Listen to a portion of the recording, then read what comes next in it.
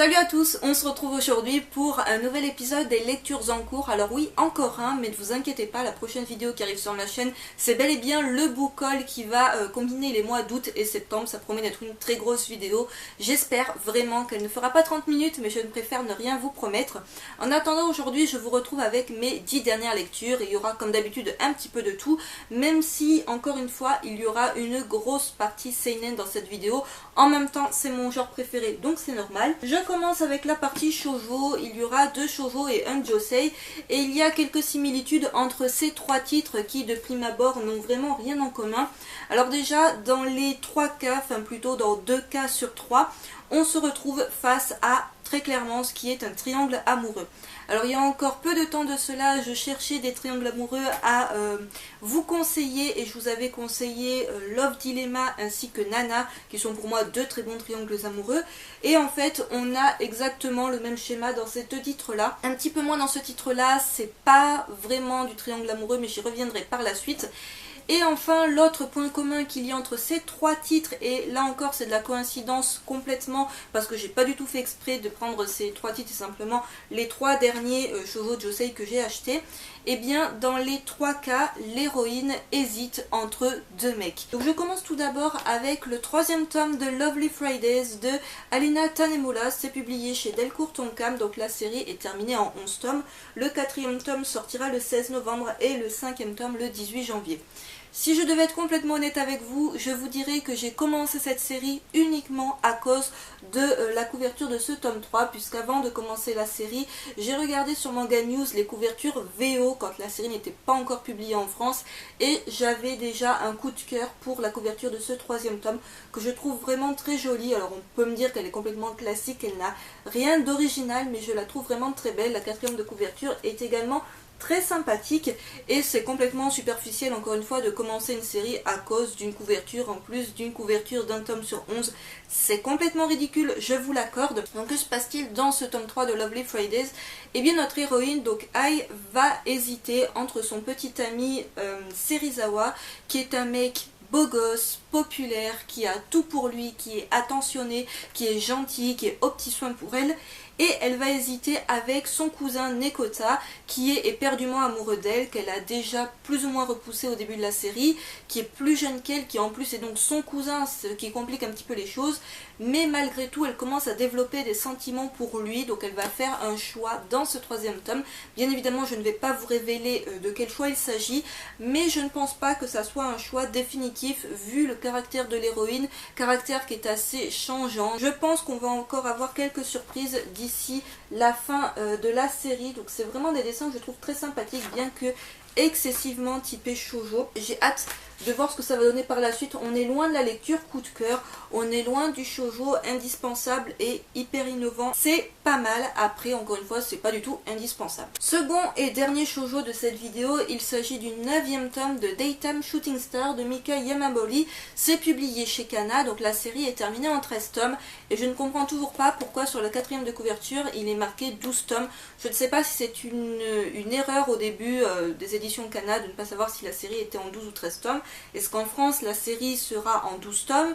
Est-ce que le 13e tome est un tome bonus? Parce que oui, il y a bien un 13e tome avec une couverture, tout ça, qu'on peut voir sur Manga News par exemple. Donc je ne sais pas si ce 13e tome fait réellement partie de la série, ou si c'est genre, vous savez, comme le 13e tome de Death Note, on peut aisément ne pas lire et finir avec le 12e tome. Donc les éditions Kana, si vous passez par là, n'hésitez pas à m'expliquer s'il y a 12 ou 13 tomes à cette série. Le 10e tome sortira le 18 novembre, le 11e tome le 6 janvier, le 12e tome le 3 mars, et du coup s'il y a bien 13 tomes, le dernier tome on l'aurait au mois de mai. Dans ce 9e tome, l'héroïne, donc Suzume, va hésiter, donc là voilà, c'est encore l'héroïne qui hésite entre Mamura, si je ne dis pas de bêtises, oui, qui est le jeune homme que vous voyez sur la couverture, qui est plus ou moins son meilleur ami, qui est du moins un ami très proche, qu'elle a déjà remballé une première fois quand il lui a fait une déclaration. Le gars ne lâche pas l'affaire, il est vraiment bien décidé à terminer avec Suzume, et il va vraiment être hyper attentionné avec elle. Il est toujours là pour ramasser les morceaux quand ça va pas. Et de l'autre côté, il y a toujours Shishio, ce prof qui l'a repoussé, et malgré tout, elle n'arrive pas à l'oublier, elle n'arrive pas à se dire qu'ils formaient quelque chose de super beau ensemble. Et lui, on ne sait pas trop ce qu'il veut. Il l'a repoussé parce que voilà, la relation élève-professeur, ça le faisait clairement pas, mais il a quand même des sentiments pour elle. Il se retrouve un petit peu jaloux de la voir se rapprocher de Mamoula. Et dans ce 9e tome, à la fin de ce 9e tome, l'héroïne semble avoir fait un choix, mais là encore, on n'en sait pas plus. Et j'ai hâte de voir ce que ça va donner par la suite. Et voilà, je pense que si vous suivez la série, on a envie qu'elle finisse avec le prof, même s'il l'a repoussé une première fois. C'est quand même un couple qui était super mignon, même si ça n'a pas duré longtemps, la petite relation qu'ils ont eue. Donc c'est vraiment une série que je recommande si vous cherchez un titre qui soit très fun, avec des personnages hyper attachants, des dessins vraiment très sympas. J'ai vraiment hâte de voir ce que ça va donner par la suite. Est-ce qu'elle va finir ou pas avec le prof? Je l'espère très sincèrement, mais ça reste vraiment très incertain. Seul josei de cette vidéo, il s'agit du 3e tome de Let's Get Married de Izumi Miyazono. C'est publié chez Kazé dans leur collection Shoujo. La série est toujours en cours au Japon avec déjà 5 tomes de parus et le 4e tome sortira en France le 14 décembre. C'est un 3e tome qui a été une très bonne lecture. Vous allez le voir dans cette vidéo, il y a eu pratiquement que des très bonnes lectures, à part une où c'est un petit peu en demi-teinte. Mais ce 3e tome, je l'ai adoré. J'ai l'impression que le rythme de parution de cette série est juste hyper lent, qu'il se passe une éternité entre chaque tome. Et c'est une série que je recommande si vous avez la vingtaine, que vous cherchez justement, ou même un peu plus âgé, hein, peu importe, mais que vous cherchez des relations d'adultes avec des problèmes d'adultes. C'est-à-dire qu'en fait, notre héroïne est en couple avec le jeune homme que vous voyez sur la couverture, dont elle est éperdument amoureuse. C'est un couple qui fonctionne bien, malgré le fait qu'ils ont un petit peu du mal à se voir, parce qu'ils ont des emplois du temps complètement différents. Mais le souci, c'est que cet homme ne veut pas se marier, et dans ce 3e tome, on apprend le pourquoi du comment il ne veut pas se marier. Et en fait, on va voir une femme qui ressurgit en fait de son passé, que l'on voyait, il me semble, à la fin du 2e tome. Et on pouvait supposer que cette femme allait apporter son lot de malheur, entre guillemets, dans le sens où elle allait foutre un petit peu le bordel dans le couple établi.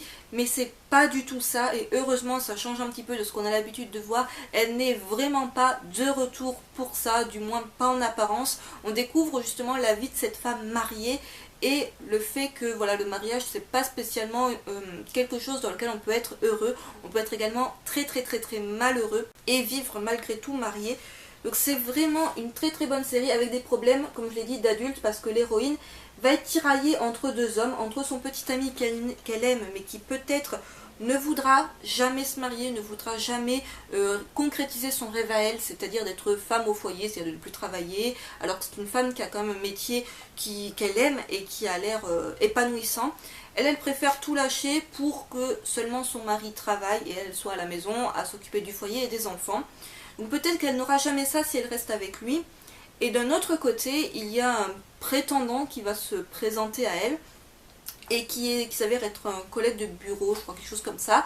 Et en fait, ce type-là, elle ne l'aime pas parce que, bon voilà, c'est un collègue, mais sans plus. Mais il lui propose la vie qu'elle a toujours rêvée. C'est-à-dire que lui, il lui dit que son rêve, c'est exactement le même que le sien, c'est-à-dire d'avoir une femme qui soit femme au foyer, avec la famille, les enfants, tout ça. Du coup, elle va se retrouver à réfléchir entre garder la relation qu'elle a, mais qui peut-être n'aboutira jamais à ce qu'elle veut réellement, ou tout lâcher pour un mec qu'elle n'aime pas encore, qu'elle aimera peut-être un jour ou peut-être pas, pour qui lui promet une vie du moins qu'elle a toujours rêvé. Donc ça c'est vraiment un gros dilemme, et c'est un dilemme qu'on peut, alors peut-être pas se poser réellement dans la vraie vie, mais ce sont des questions, le mariage, le fait de réellement s'engager, de vivre ensemble, tout ça c'est des questions qu'on se pose, on va dire dans la vingtaine, trentaine, quand on commence justement à approcher la trentaine et qu'on se dit bon, c'est le moment où il faut que je me casse, que j'ai des enfants, tout ça, parce que c'est à peu près la période où ça doit se faire. C'est complètement stupide, mais ça doit se faire. Voilà. Donc c'est vraiment une très bonne série, ça change justement un petit peu des relations de collégiens et lycéens qui peuvent paraître complètement irréelles et superflues quand on a dépassé cet âge-là. Donc ça c'est vraiment une bonne série, je la recommande également aux un peu plus jeunes que la vingtaine. Par contre attention, c'est une série dans laquelle il y a parfois quelques scènes de sexe. Je passe à présent à la partie shonen qui sera composée de 2 titres, et je vais commencer en vous parlant du tome 17 de Prisonnier Riku qui s'appelle Meurtre. C'est de Shinobu Seguchi, c'est publié chez Akata. Donc la série est toujours en cours au Japon avec déjà 30 tomes de parus, ça y est, on a atteint la trentaine de tomes. Le tome 18 sortira le 10 novembre et le tome 19 le 12 janvier. C'était encore une fois un excellent tome de Prisonnier Riku. C'est un tome qui est hyper riche. Encore une fois, l'évasion avance petit à petit. Il trouve des petits stratagèmes, des idées pour que vraiment tout colle bien et que le jour J, ça soit faisable. Alors en plus, ils ont un compte à rebours qui est lancé dès ce tome 17, c'est-à-dire qu'il leur reste un mois tout pile pour qu'ils s'évadent. En gros, si c'est pas fait dans un mois, c'est mort, ça sert à rien de retenter plus tard. Je vous laisse découvrir pourquoi. Alors sur la 4e de couverture, on revoit le papy de Riku. Et effectivement, on le revoit dans ce tome 17, donc c'est pas un spoil de vous dire qu'il est décédé, parce que c'est tout le truc de l'histoire, c'est que Riku se retrouve en prison pour le meurtre de son papy, que bien évidemment il n'a pas commis, puisque son papy c'était un petit peu toute sa vie. On sait tous d'ailleurs pertinemment qui a tué son papy, mais le truc c'est de savoir réellement pourquoi il a été tué. Vous pouvez supposer parce qu'il était au mauvais endroit au mauvais moment, parce qu'il avait vu des trucs qu'il ne devait pas voir, parce qu'il enquêtait sur des gens sur lesquels il ne vaut mieux vraiment ne rien savoir, et c'est un petit peu ce que Riku va découvrir dans ce tome 17. Alors le personnage que vous voyez sur la couverture, on peut croire qu'il a une importance de fifou dans ce tome 17, et finalement pas tant que ça. C'est le gars qu'ils ont en fait, si je dis pas de bêtises, qu'ils ont intégré, oui, parce qu'il a le fil, une espèce de fil dont il se sert pour tuer des gens. C'est un gars qui est complètement barge dans sa tête, qui paraît hyper dangereux et qu'ils vont malgré tout devoir intégrer à leur évasion. Et ce gars-là, il peut les sortir à un moment donné d'une situation assez fâcheuse, et on va l'en empêcher. Et le fait de l'empêcher d'agir, c'est-à-dire quand il agit, de toute manière c'est pour massacrer des gens, et bien en fait ça va mettre complètement en péril l'évasion. Mais genre, à partir de ce tome 17, on se demande réellement est-ce que l'évasion est encore envisageable ou est-ce que c'est complètement fichu. Donc c'est un tome, autant vous dire, qui est riche en révélations, en rebondissements. C'est une série avec laquelle on ne s'ennuie pas, qui est assez violente tout de même. Je ne vais pas la conseiller aux plus jeunes, même si c'est du shonen, c'est pas pour public averti, mais c'est tout de même assez violent. On ne sait vraiment pas s'ils vont arriver ou pas à concrétiser cette évasion, même s'il y a énormément de tomes et qu'il n'y a toujours pas d'anime de disponible. C'est vraiment une excellente série. Et je conclus la partie shonen de cette vidéo avec le 5e tome de The Ancient Magus Bride de Kole Yamazaki. C'est publié chez Komiku. La série est toujours en cours au Japon avec déjà 6 tomes de parus, et nous n'avons pas la date pour la sortie du tome 6 en France. En même temps, il me semble qu'il vient tout juste de paraître au Japon. Alors pour l'achat de ce 5e tome, ou même de n'importe quel autre tome de la série, si votre librairie participe à l'opération, mais il me semble qu'il y a énormément de librairies qui participent à cette opération, vous avez le droit à un méga poster de la série, que je ne vous montrerai pas dans cette vidéo parce qu'il est rangé dans un coin, il est hyper grand. Je ne sais absolument pas si je pourrais le mettre un jour au mur. Il est franchement de bonne facture parce qu'il est sur papier glacé. Et c'était une très bonne opération, je trouve, marketing de la part de Komiku. Les couvertures de cette série sont vraiment magnifiques. Je pense qu'on verra mieux si je fais ça. Quoique, avec le reflet, on verra peut-être rien du tout. J'ai adoré ce 5e tome de The Ancient Magus Bride. C'est une série avec laquelle je sais certaines n'adhèrent pas du tout parce qu'ils trouvent qu'il se passe clairement pas grand chose. Et il n'y a pas énormément d'action. Si vous voulez du shonen avec de l'action, des rebondissements, tout ça, penchez-vous plutôt sur Prisonnier Riku. Là, on est sur un univers féerique, un univers vraiment enchanteur qui est magnifique, et je trouve vraiment que c'est un univers qui est plein d'imagination et de toute beauté. Alors dans ce 5e tome, Chise, voilà, encore une fois je ne sais jamais comment on prononce le nom de l'héroïne, va se retrouver à aider un être surnaturel qui a pas trop besoin de son aide, mais elle va l'aider malgré tout parce qu'elle est trop gentille. Et en fait, en aidant cet être surnaturel, elle va utiliser énormément sa magie. Donc c'est une Slave Vega, donc une sorcière. Et ça va énormément l'affaiblir. Et du coup, pour la sauver, Elias va se rendre avec elle dans le royaume des fées. Et voilà, là, elle va rencontrer de nouveaux personnages avec d'autres histoires. Il se passe plein de choses. Et personnellement, c'est une série que j'adore, que je trouve hyper belle au niveau des dessins. Et j'adore retrouver à chaque fois les personnages que je trouve vraiment hyper charismatiques. Le personnage d'Elias, on ne le voit pas énormément, mais je trouve que c'est un personnage qui envoie du pâté. Donc voilà, c'est pour moi un excellent tome. C'est vraiment un coup de cœur. Voilà, dès le départ, cette série, c'était un coup de cœur.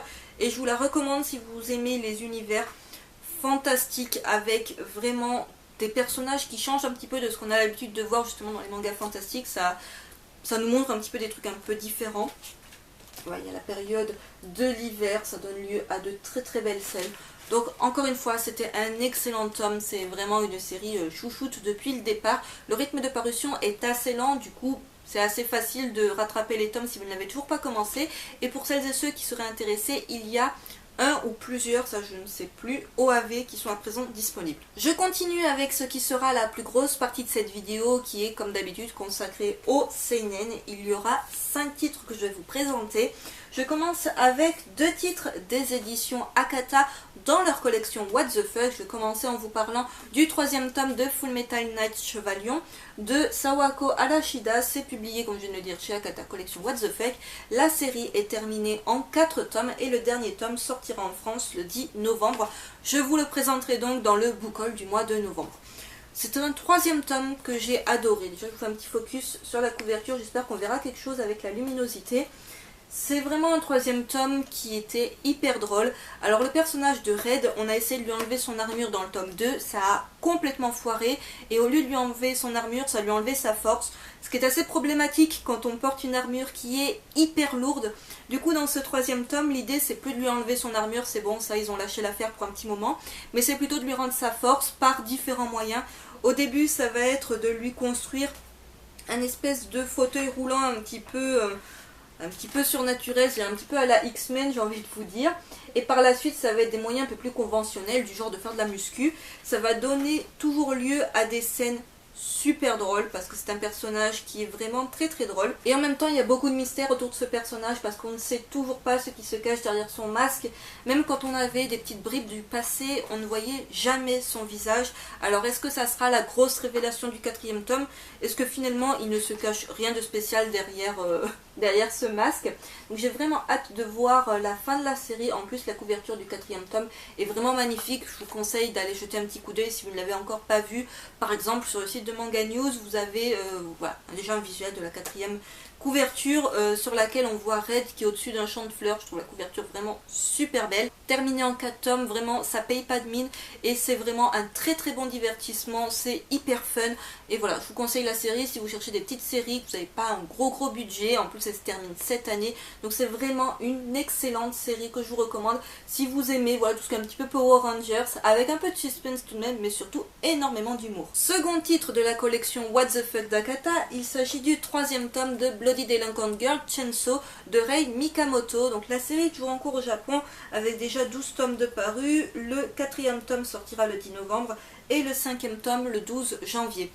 Alors c'est une série que j'apprécie beaucoup, même si elle a un côté très décalé, un côté pas tout public non plus, je dirais, parce que il y a quand même des scènes qui sont assez gore et des scènes de personnes qui ne sont pas très habillées, on va dire. Et dans ce 3e tome, ça marque un petit tournant, on va dire, dans la série, dans le sens où ça serait la fin du premier arc. Alors c'est un peu bizarre de dire ça au bout du 3e tome, mais c'est complètement ça, dans le sens où on va avoir un nouveau méchant, des nouveaux méchants et des nouveaux alliés.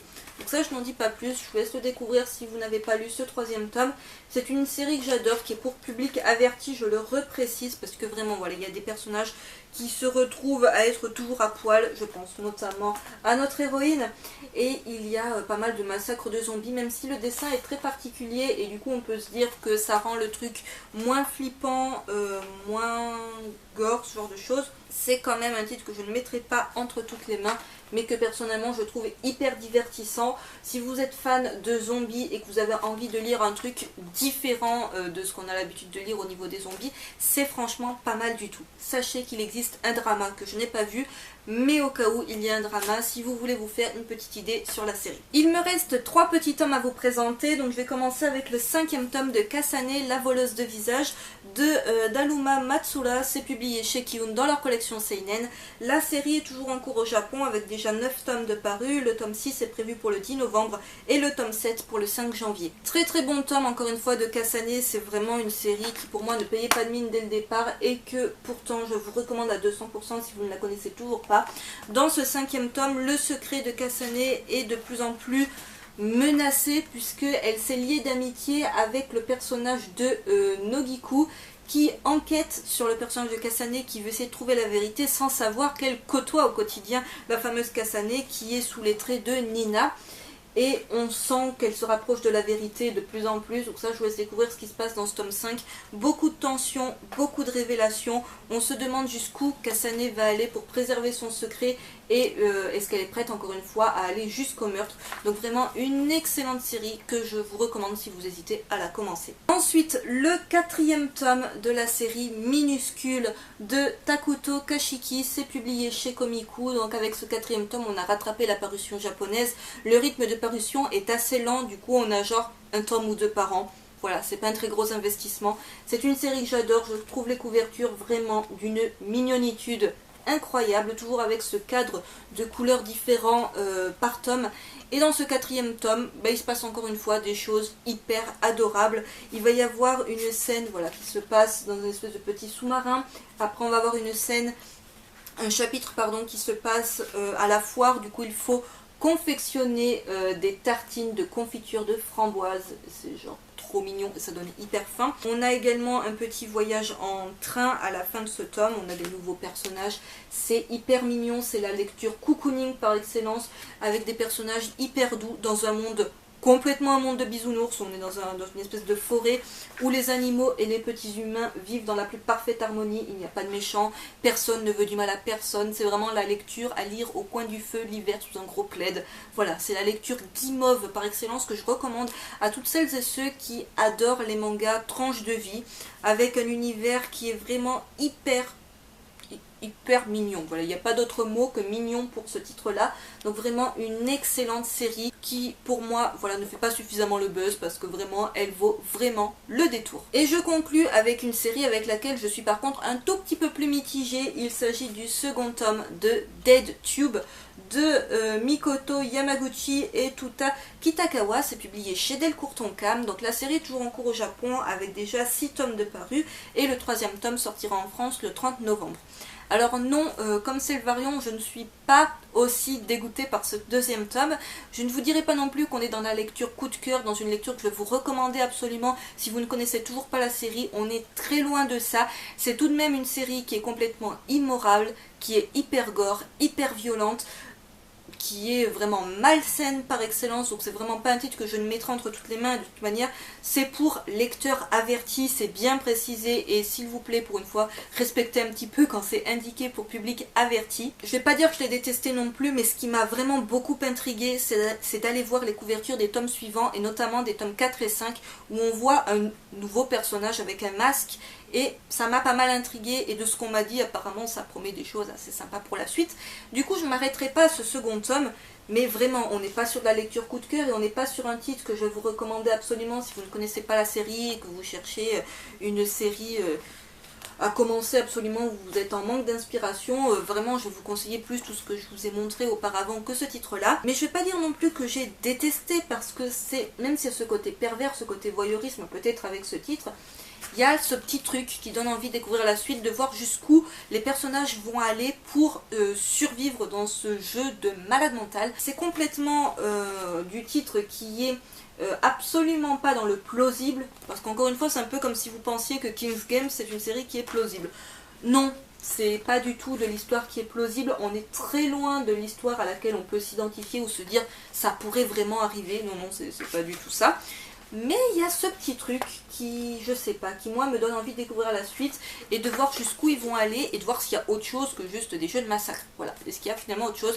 Alors, encore une fois, des viols, des meurtres en pagaille, de l'humiliation, de la vulgarité en pagaille, donc vraiment à ne pas mettre entre les mains des plus jeunes. Je ne sais pas si le titre est interdit aux moins de 16 ans, je ne crois pas. Et je ne sais pas si Borderline, qui est marqué juste au-dessus de Delcourt Tonkam, c'est le nom d'une collection de Delcourt Tonkam, peut-être. Je continuerai la série, je vous présenterai le tome 3 quand il sortira, mais définitivement ce sera pas dans mon top de cette fin d'année. Cet épisode des lectures en cours est à présent terminé, j'espère qu'il vous aura plu. N'hésitez pas à me dire dans les commentaires si vous avez lu certains des titres que j'ai présentés dans cette vidéo, votre avis à leur sujet, si vous avez peut-être un avis complètement différent du mien, ce que vous avez lu dernièrement, et si parmi tout ce que je vous ai présenté dans cette vidéo, il y a peut-être des titres qui vous donnent envie ou absolument pas. Sur ce, je vous retrouve très vite avec le Giga Book Haul. Bye!